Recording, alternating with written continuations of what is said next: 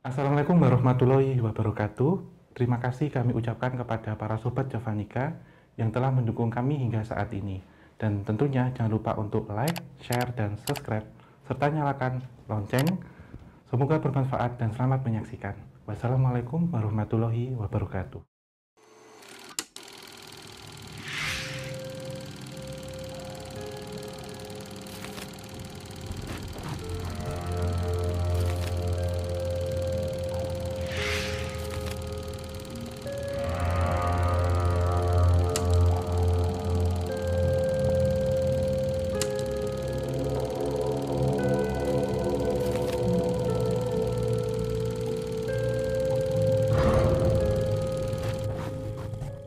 Halo Sobat Javanika dimanapun kalian berada. Assalamualaikum warahmatullahi wabarakatuh. Salam rahayu, rahayu, rahayu.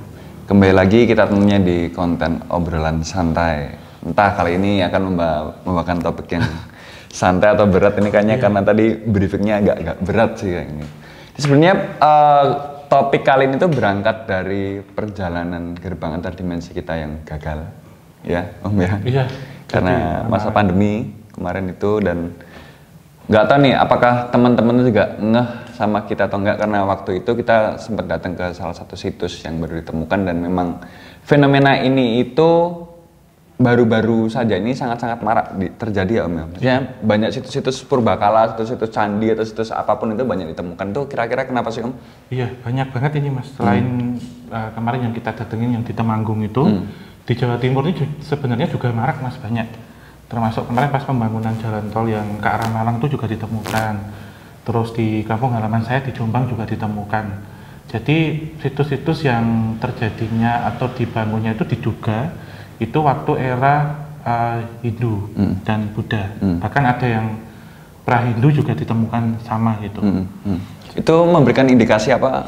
Enggak sih Om kalau kayak gitu? Sebenarnya boleh dibilang akan memberikan gitu indikasi, karena mendekati tahun 2020 dan nanti 2045 itu memang beberapa peninggalan-peninggalan sejarah leluhur-leluhur kita itu seperti terangkat kembali Mas. Jadi seperti ingin menunjukkan bahwa kemasyhuran dan kemegahan era dulu itu biar bisa nanti dinikmati oleh anak cucu penerusnya.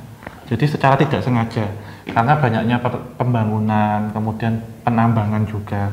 Karena beberapa situs-situs ini tentunya terkubur di dalam tanah. Ya karena banyaknya bencana-bencana besar yang pernah terjadi dahulu. Paling banyak yaitu gunung meletus. Ya. Itu. Dan seperti ini ya, contohnya kayak kemarin yang waktu kita kunjungi itu kan ada situs. Saya sebut nama boleh ya ini ya. Situs LYG.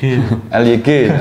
Situs Riangan lah, walaupun ini situs ini belum 100% ekskavasi, proses ekskavasinya selesai, tapi saya percaya dengan omongan Om bagaimana apa ya artefak-artefak zaman dulu itu ternyata tersimpan dalam tanah itu cukup dalam, karena kemarin kalau di Liangan itu kan kita bisa lihat ya Om ya.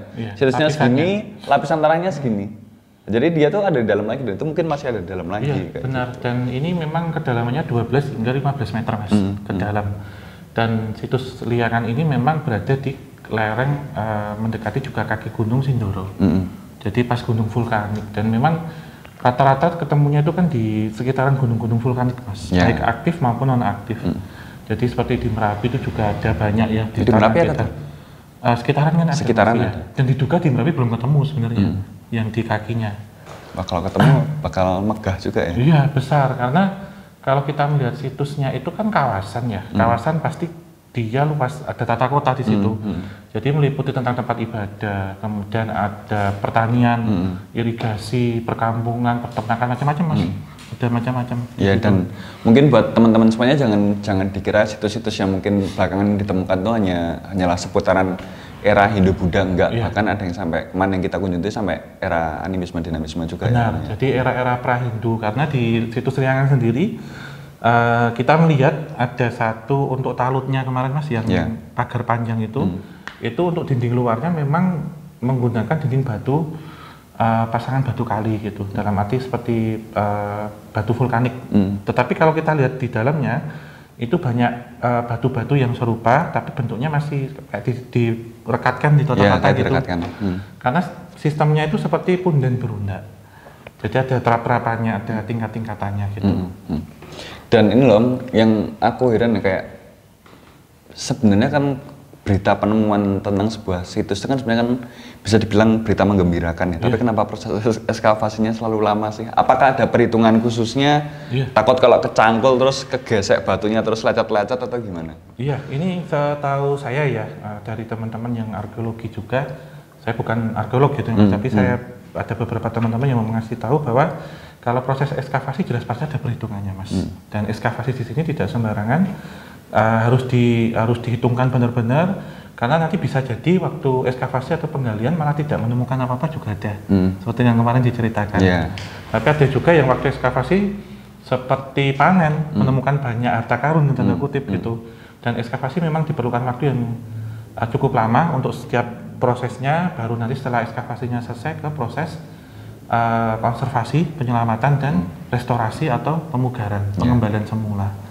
Kan mungkin kalau yang paling besar di Indonesia ini kan mungkin sekarang ya yang happening kan ya mungkin Gunung Padang ya mungkin ya. Gunung Padang yang kemudian di bawah-bawahnya banyak situs-situs kecil dan ternyata ceritanya cukup menarik. Cuma sayang main kita nggak bisa ke sana karena memang perizinannya memang harus melewati kayak gitu. Panjang. Iya, dan ini ya Om ya, kalau kita lihat dari residual energi dari sisa-sisa situs-situs sendiri itu sebenarnya gimana sih Om? Cukup magiskah atau gimana? Karena ya bisa dibilang ini bisa dari zaman kapanpun ya, zaman Hindu Buddha, zaman batu mungkin. Iya, pra-Hindu lebih jauh lagi. Dan memang kalau situs Liangan sendiri itu belum bisa disampaikan ya, dalam arti belum ada sejarah yang baku, sejarah yang pasti belum bisa disampaikan. Dan menurut, kalau saya melihat di sini kemudian tidak melihat ke sejarahnya, Mas, tapi lebih ke kacamata ini ya, teknik ya, dalam bidang sistem tata kota.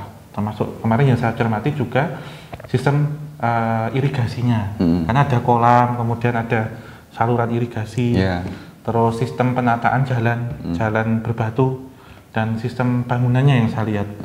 Kalau kita kaji lagi lebih jauh, memang situs ini seperti yang bisa diperkirakan itu sudah dihuni sejak abad kedua, bahkan sebelum Masehi, karena ada punden berundak di situ dan masyarakatnya masih mempercayai tentang animisme dan dinamisme.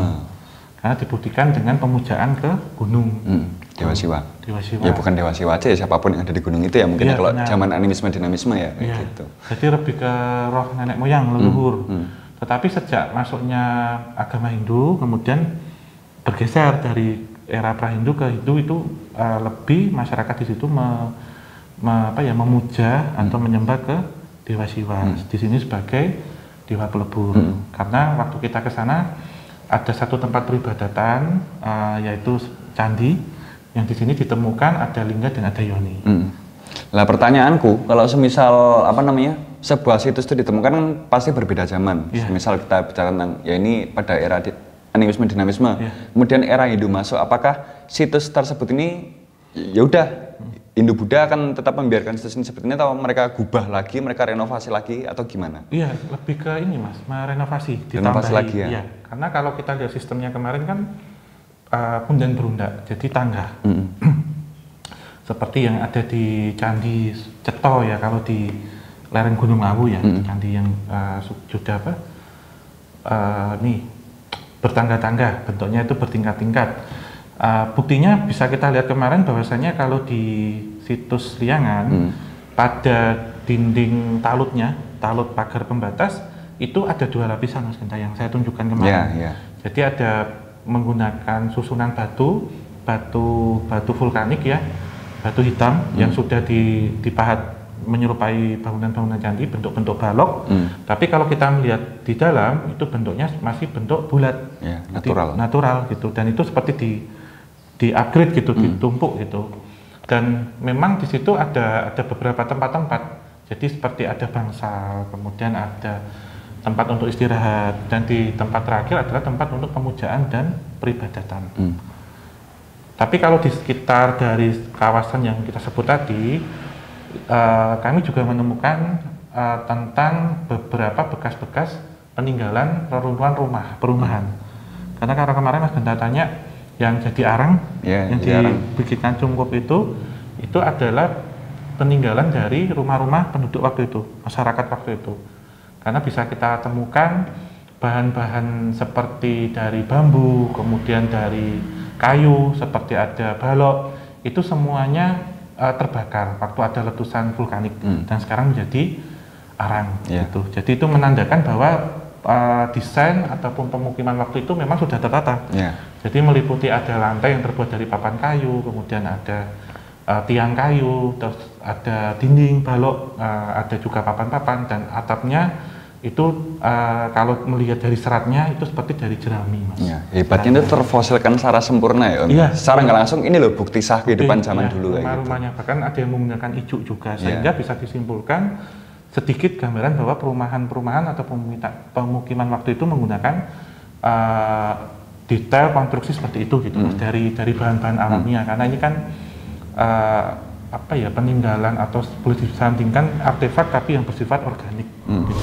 Kalau boleh tahu sebenarnya nilai dari satu balok batu situs-situs itu harganya berapa di black market?